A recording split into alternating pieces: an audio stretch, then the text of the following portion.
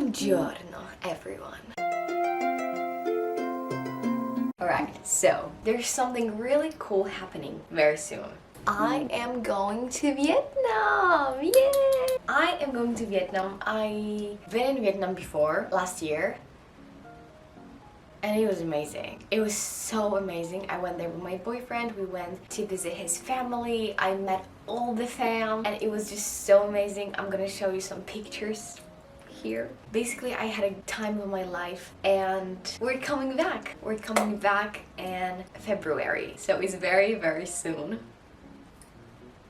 And I was thinking that I could give you some Asian books recommendations because I am myself very much interested in Asian culture. I love Asian folklore, literature, fantasy, myths retelling, movies too. I'm obsessed with Asian movies, and I was thinking that I can do this recommendation to get myself more into this vibe and also give something new to you. Maybe you will find those books interesting. If you don't know much about Asian culture, maybe those books can get you into this vibe, and I just hope it's gonna be interesting. Let's start. I have a few books, I think 7. We're gonna talk about middle grades, graphic novels, and also some fantasy, contemporary, like myth retellings. So we're gonna start with middle grades. I love middle grades.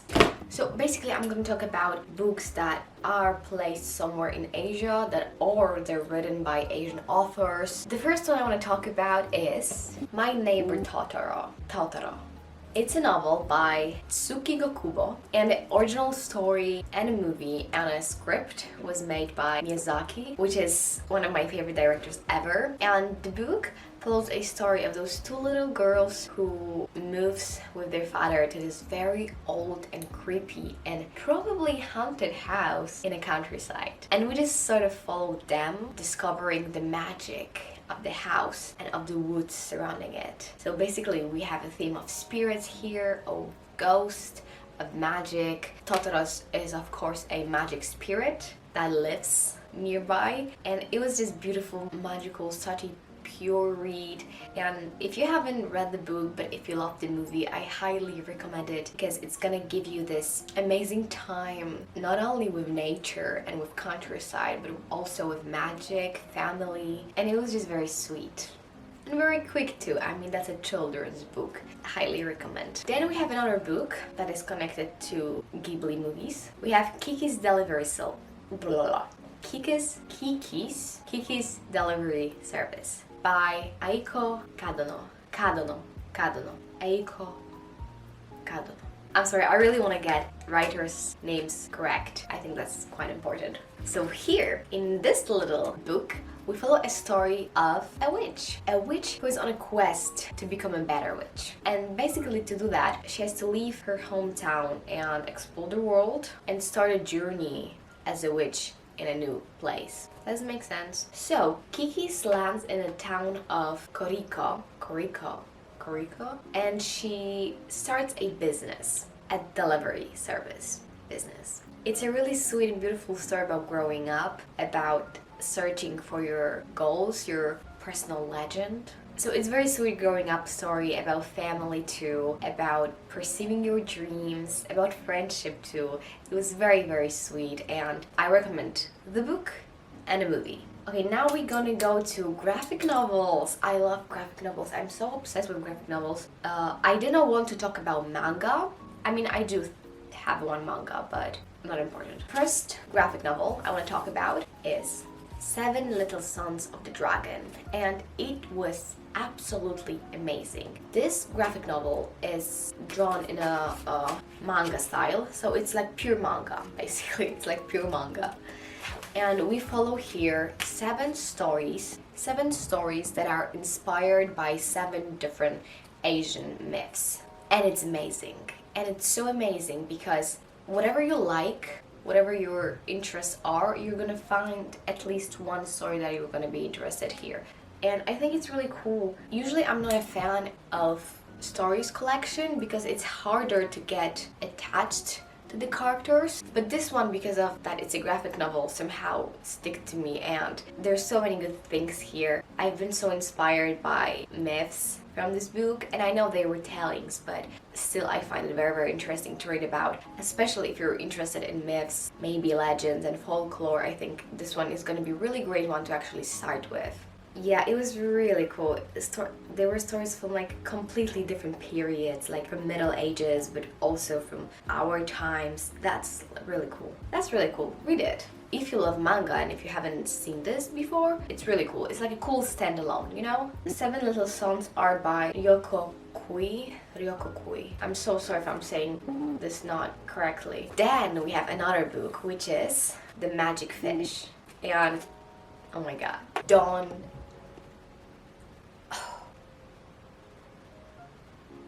So The Magic Fish was written by Trung Le Nguyen. Don't be mad at me, I'm trying to learn Vietnamese, okay? I'm trying my best. So this book follows a story of this boy, and we as a reader follow him throughout his coming out journey. Our main character is a Vietnamese boy living in America, facing issues connected to growing up, his sexuality, the language barrier between him and his mother, because his mother cannot speak English, but he was basically raised in America. So we see this very interesting relationship of language barrier and the connection between them, and him wanting to tell his mom, you know, about himself. Also, we see mom's willingness to learn English to be able to get to her son, and to do that they actually connect through fairy tales, through stories, because mom reads him this beautiful fairy tale about a princess, and it's absolutely magical. I like how those two parlor stories connect with each other. I think it's so beautiful, and the whole idea of this book is just so touching and sensitive and pure and necessary to read about, especially for younger people, I feel like. And the drawings here are absolutely beautiful. When we follow our main character, the drawings are red or like pinkish, something like that.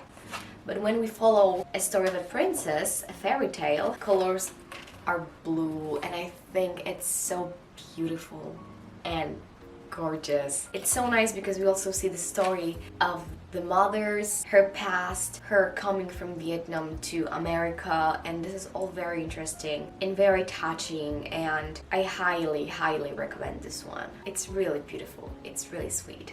Please read it. Please. And then we have 3 other books, like contemporary, we have myths, retellings, and some adult fiction, whatever. I'm gonna start with If I Had Your Face by Francis Cha. That was an intensive book.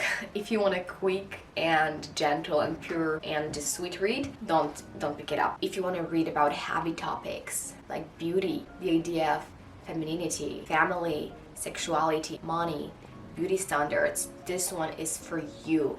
But I'm telling you, it's gonna rip your shreds apart. It's gonna devastate you, okay? This book was devastating. It was so intense. Usually I don't read that kind of books because I try to consume as much positive things as I can, but I really think this one was a great book. It basically follows a stories of these few women living in a same building, and that's literally it. Every other woman has their own story, her own past, and the connection between them is that some of them know each other, some of them don't, but they all live in this one building, and we just kind of can see their lives, their daily activities and problems. And this book covers topics such as beauty standards, being a woman in a world of men. It was very hard and very heartbreaking, but I think it was very interesting to reflect on those ideas. It was captivating and mind-opening. Then we have some fantasy reads. We have The Cat Who Saved Books by Sosuke Natsukawa. And I love this. And it was amazing, okay? It follows a story of a boy who has to deal with his grandparents' death. He suffers a lot, but what has been left after his grandfather to him is actually his bookstore. And after the death of his grandfather, Rintaro is devastated and alone. It seems he will have to close the shop. Then a talking cat called Tiger appears and asks Rintaro for help. The cat meets a book lover to join him on the mission. This odd couple will go on the 3 magical adventures to save books from people who have imprisoned, mistreated, and betrayed them. Finally, there is one last rescue that Rintaro must attempt alone. It was amazing. It was a beautiful journey, beautiful quest story. It was sort of like a little prince, but with books. So we follow Rintaro and this cat and them just going on those 3-4 adventures to save the books. And it's so cool. If you love fantasy and if you love books, what's better than a fantasy book about books? It was so cool. We have this also cute love plot, which is very, very sweet, and I love the cat in this book. In general, I thought it was very simple. The language here was very simple, very approachable, but beautiful, beautiful read, and I highly recommend this one to you. And then we have 1,000 Beginnings and Endings. I loved it. I loved it so much. It was such a great read, and this is another short story collection. So here, I think, how many is there? How many is there? Every single one is written by a different author, so that was absolutely interesting. Here we have names of all the authors, so you can see. And what is cool about this book, that all the stories are inspired by the Asian folklore and by the Asian myths. So every single one takes something out of the myth and explores it from this different perspective. We have here stories from Middle Ages, stories from our time, so it's also very, very nice. And no matter what you like, you're definitely gonna find here story for you, because it's just so full of completely different things, and it was very beautiful. I had few that I liked very much, I had few that I didn't enjoy that much, but it's okay because I still find them interesting, and I think it was really great. And if you love folklore, myth, fantasy, I think it's really interesting. And even if you don't like fantasy that much, I think it's so cool to just see this different perspective of folklore and myths and magic, and I liked it very, very much. Okay guys, that will be it. I had for you 7 cool books, Asian books to read to get you more into folklore, legends, and in general Asian world.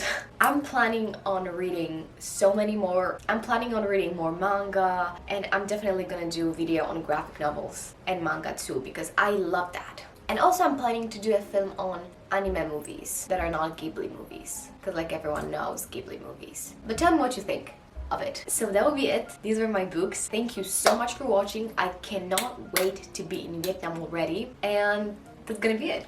Thank you. Thank you. Thank you. Thank you. Bye.